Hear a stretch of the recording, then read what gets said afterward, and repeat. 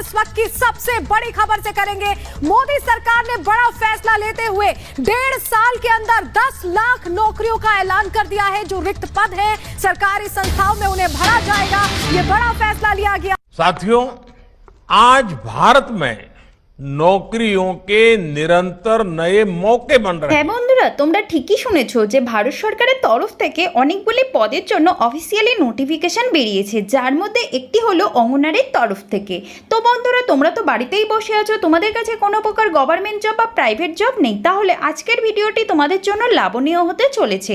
কারণ ভারত সরকারের তরফ থেকে একদম নতুন নোটিফিকেশন বেরিয়েছে যে অঙ্গনারীতে প্রচুর পরিমাণে কর্মী নিয়োগ করা হবে। তাতে ভারতের যে কোনো রাজ্য, যে কোনো জেলা থেকে তোমরা আবেদন করতে পারবে। শুধুমাত্র মাধ্যমিক, উচ্চ মাধ্যমিক পাশ করলে ছেলে ও মেয়ে উভয় আবেদন করতে পারবে। কোনো প্রকার পরীক্ষা হবে না, সরাসরি তোমাদের নিয়োগ করা হবে। তো বন্ধুরা, তোমরা যদি চাও এখানে ফর্ম ফিল আপ করতে, তাহলে অবশ্যই ফর্ম ফিল আপ করতে পারো। তো তোমরা কিভাবে ফর্ম ফিল আপ করবে, তাতে পদ কতগুলি রয়েছে, যোগ্যতা কত রয়েছে, কারা কারা আবেদন করতে পারবে, বেতন কত রয়েছে, বয়সের সময়সীমা কত রয়েছে, শেষ তারিখ কবে, এখানকার ওয়েবসাইট কি রয়েছে, সিলেকশন প্রসেস কি রয়েছে, কারা কারা আবেদন করতে পারবে, এসব সম্বন্ধে A to Z তথ্য এই ভিডিওর মাধ্যমে প্রোভাইড করব।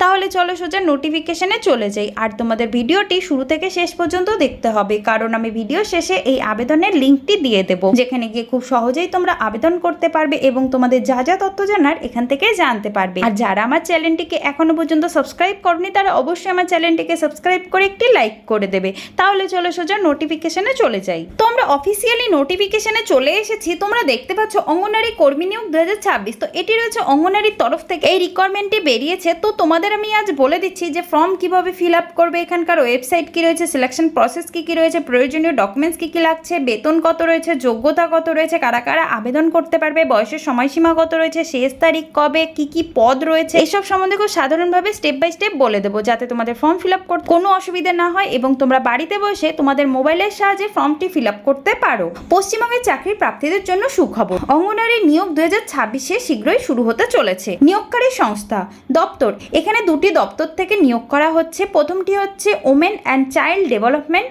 আর দ্বিতীয়টি হচ্ছে women and child development and social welfare department. কেন্দ্রীয় স্তর minister of women and child development, government of India. West Bengal department of women and child development and social welfare, government of West Bengal. তো এটি রয়েছে দুটি স্তর, একটি রয়েছে কেন্দ্রীয় স্তর, আরেকটি রয়েছে ওয়েস্ট বেঙ্গলের যে স্তরটি রয়েছে সেই দুটি স্তর আমি তোমাদের বলে দিলাম। এই বিভাগের অধীনে অঙ্গনারী কর্মী, সহায়ক ও সুপারভাইজার নিয়োগ করা হচ্ছে। তো তোমাদের এই বিভাগগুলি অনুযায়ী তোমাদের নিয়োগ করা হচ্ছে, যেখানে তোমাদের অঙ্গনারী কর্মী, অঙ্গনারী সহায়ক, সুপারভাইজার পদের জন্য নিয়োগ করা হচ্ছে। পদের নাম অঙ্গনারী কর্মী, অঙ্গনারী সহায়ক ও সুপারভাইজার। তো এই তিনটি পদের জন্য তোমাদের নিয়োগ করা হচ্ছে। শিক্ষাগত যোগ্যতা অনুযায়ী তোমরা অবশ্যই আবেদন করতে পারবে। মোট পদ সংখ্যা প্রত্যেক জেলায় আলাদা আলাদাভাবে নিয়োগ করা হবে। প্রত্যেক জেলা থেকে তোমাদের 200 থেকে 1000 পদের জন্য নিয়োগ করা হবে। আর পুরো পশ্চিমবঙ্গে প্রায় 5000 থেকে 15000 পদের জন্য তোমাদের নিয়োগ করা হচ্ছে।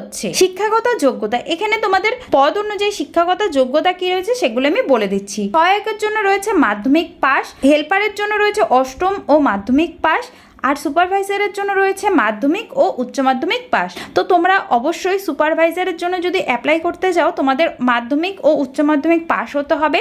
হেল্পারের জন্য যদি তোমরা অ্যাপ্লাই করতে যাও অষ্টম পাস ও মাধ্যমিক পাস করলে এখানে আবেদন করতে পারবে। আর ওয়ার্কারের জন্য যদি অ্যাপ্লাই করতে যাও অবশ্যই তোমাদের মাধ্যমিক পাস করতে হবে। বেতন, এখানে আমি পদ অনুযায়ী তোমাদের বেতন কত থাকবে সেগুলো আমি বলে দিচ্ছি। ওয়ার্কারের জন্য বেতন রয়েছে 8000 থেকে 12000, হেল্পারের জন্য রয়েছে 7000 থেকে 10000, আর সুপারভাইজারের জন্য বেতন রয়েছে 25000 থেকে 30000 প্রতি মাসে বেতন রয়েছে। এটাই তোমাদের স্টার্টিংয়েই তোমাদের বেতন থাকছে।